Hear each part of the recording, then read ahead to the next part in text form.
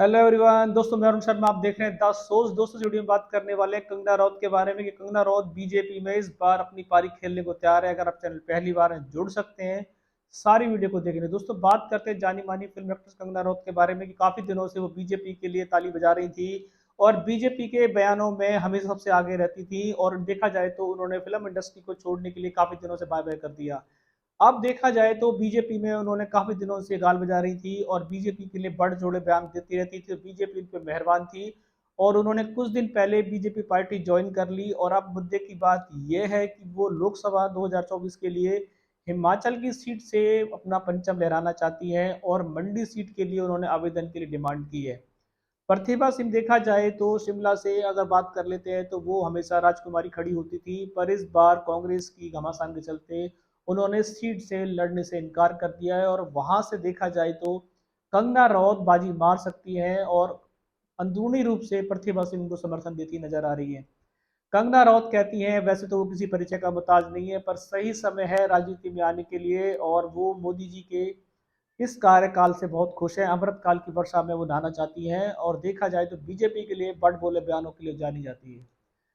कंगना रनौत की film industry में पारी तो कोई खास दावेदारी नहीं देखी जा सकती। उन्होंने खुद इंडस्ट्री पे सवाल खड़े कर दिए थे और इंडस्ट्री से उनका दूर दूर का नाता नहीं है। राजनीतिक पारी के लिए उन्होंने बीजेपी पार्टी को चुना और बीजेपी पार्टी उनके इस आवेदन के लिए मंथन जारी है, क्योंकि बीजेपी के पास टिकट लेने वालों की ऑलरेडी कतार लगी हुई है। पर बीजेपी इस बार 400 का आंकड़े के चक्कर में वो चेहरों को आवेदन देख रही है। या तो चेहरे जिताऊ हो या चेहरे वो हो, नए चेहरे हों जिन पे बीजेपी दाव खेल सकती है। पुराने चेहरों पे और हारे चेहरों पे बीजेपी दाव खेलना नहीं चाहती। देखा जाए तो कंगना रनौत की मार्केट इतनी अच्छी नहीं है। कंगना रनौत सिर्फ बीजेपी के अलावा जनता में ज़्यादा लोकप्रिय नहीं है। कंगना रनौत को हिमाचल उनका गढ़ माना जाता है, पर हिमाचल से क्या कांग्रेस की टक्कर के साथ कंगना रनौत बोलने के अलावा भी सीट निकाल सकती है, इस पे बीजेपी आला कमान के साथ मंथन जारी है।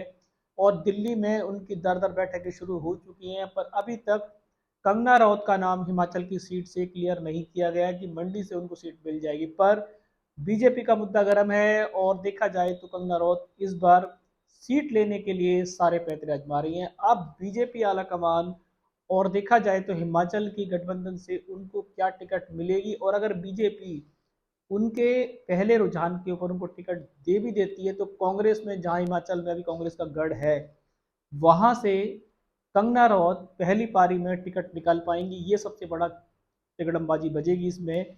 और कंगना रनौत इस बार काफी तेजी से हौसले बुलंद करके आई और वो कहना चाहती हैं कि वो इस बार बीजेपी के लिए डंका बजा के छोड़ेंगे।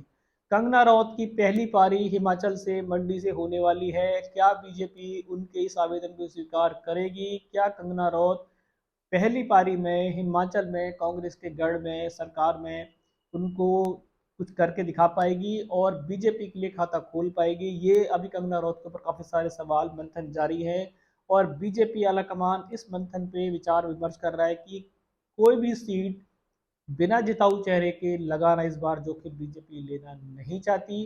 पर कंगना रनौत जैसी इंडस्ट्री के साथ वो चाहते हैं कि फिल्म इंडस्ट्री अक्सर से जनता लुभावित रहती है और स्टार प्रचारक के रूप में बीजेपी के लिए काम करती रही हैं, तो शायद वो बीजेपी उनको मना नहीं कर पा रही है और उनको टिकट देने का तकरीबन विचार हो चुका है। अभी भी मंथन जारी है। हो सकता है कंगना रनौत को टिकट नहीं दी जाए क्योंकि इसकी पुष्टि नहीं हुई है, और हो सकता है कि आला कमान से उनको टिकट मिल जाए। दोस्तों इस रुझान पे हमने नजर बनाई हुई है कि क्या बीजेपी कंगना रनौत के आवेदन को स्वीकार करती है और कंगना रनौत और बीजेपी की पहली जोड़ तोड़ हिमाचल से कामयाब होगी। इस पर हमने नजर बनाई है। कोई नया अपडेट मिलेगा हम आपको समय से पहले बताएंगे। अगर आप चैनल पहली बार है, जुड़ सकते हैं ताकि सारी वीडियो को देख पाए। दोस्तों मैं अरुण शर्मा मिलूंगा नई सोच के साथ, तब तक अपना ध्यान रखें। नमस्कार।